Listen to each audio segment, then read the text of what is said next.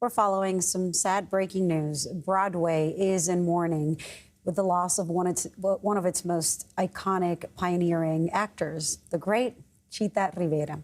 Her death was announced in a statement by her daughter today. Rivera originated the role of Anita in West Side Story in the Broadway version.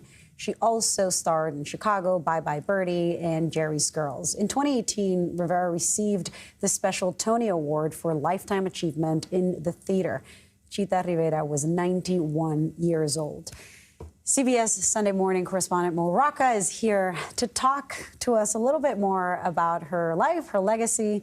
Mo, I understand that you did one of her final interviews, that last round of interviews she did promoting her book.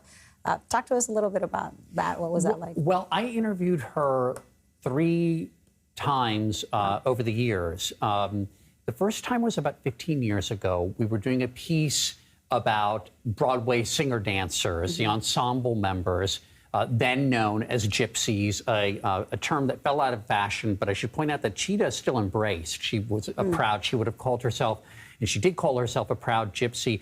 And what was interesting about it is we had a lot of people coming in that were not bold-faced names. They were ensemble members, you know, accomplished because they're working on Broadway.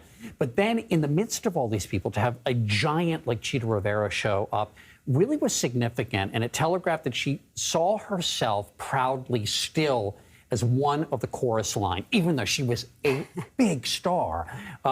So, I mean, you couldn't help but fall in love with her, the way she talked about that. And anyone I knew from the Broadway community that had been in shows with her said that she had exacting standards, but she adhered to them more than anyone else. I mean, she demanded professionalism, but she really, really led by example. And then the next time I saw her, well, I then began seeing her socially. And my mother, who's Colombian and saw the original West Side Story. I brought her to meet Chita when Chita was doing a show at 54 Below, a cabaret space in New York. It's one of my favorite pictures I have of my mother, is my mother with Chita Rivera. But I got to know her, and then a few years ago, I did a piece on the Automat, which was Horn and Hard Art, the famous place, cafeteria where people would go and get their food out of little glass kind of cubicle things, and I wish they'd bring it back. And Chita wanted to come in and talk about that because she remembered as a young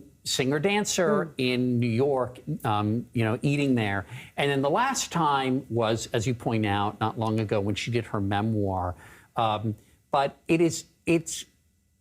she was so important as a Broadway performer, and she saw herself primarily as a dancer, but she was hugely underrated as a singer. The drama in her voice, when you listen to that original cast recording of West Side Story, and, you know, it's been parodied so many times in a loving way, but a boy like that will get your brother, forget that boy, and find another. I mean, there was so much drama in that voice. So she really could act with her body and her voice.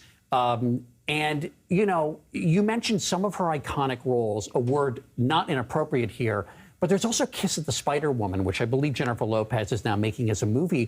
But you have to remember, Chita Rivera had been in a devastating taxicab accident, shattered her leg. She had 12 pins in her leg as she was performing this role on Broadway. And I remember going to see it and thinking, how is this woman doing this? She's singing full out. She's dancing in a cage that's like spinning around, and she's not missing a beat. So, I mean, such a remarkable character. And, you know, growing up, I grew up in Puerto Rico, and she was one of those a few names, Raul Julia, Rita Moreno, Chita Rivera, those, you know, Puerto Ricans who were putting our name out there, had been in basically my mom's generation.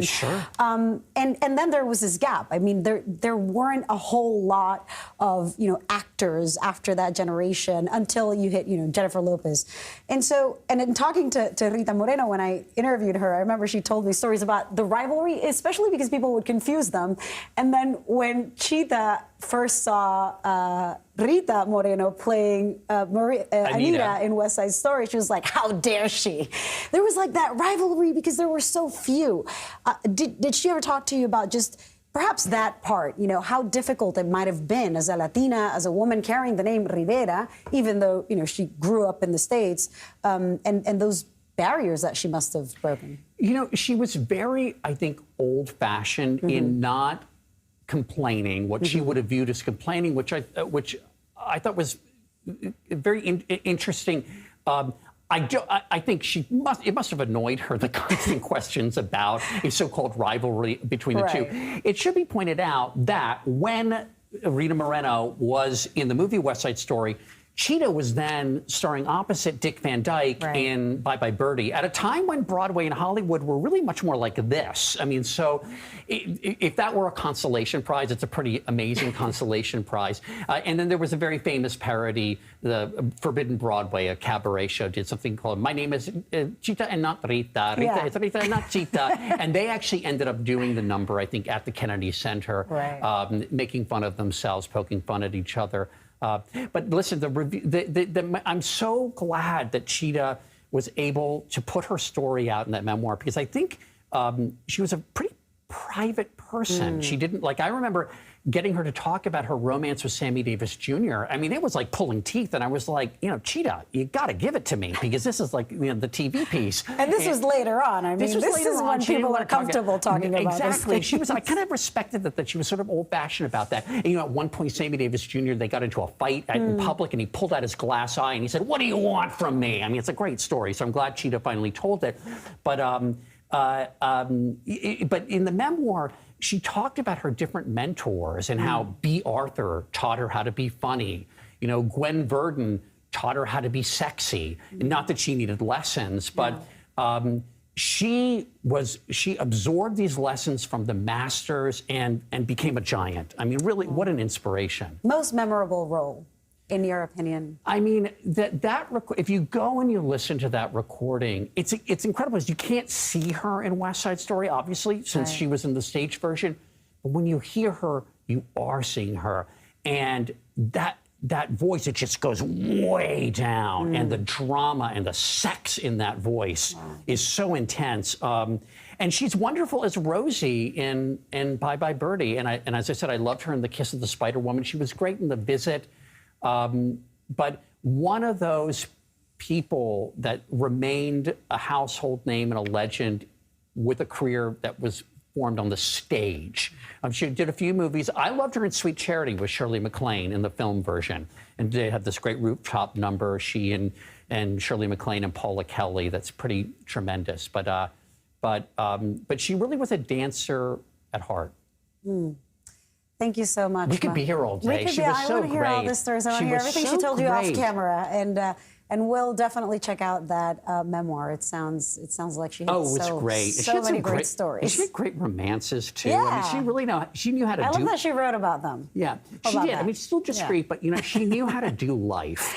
Yeah. Well, so did Rita. She writes a lot in her books. Well, so she's still going. Not to compare them. No, not to compare them, but it's kind of both. crazy because Rita's 92 and I was on the, I don't want to turn this into, that would like be not unfortunate, but I just have to say that when I was on the phone with her last week, we're like, is this woman 40 that I'm talking to? Her response time. But this is about Chita. But this is about Chita, and we should honor her individually. Thank you so much, Mo. Really appreciate it.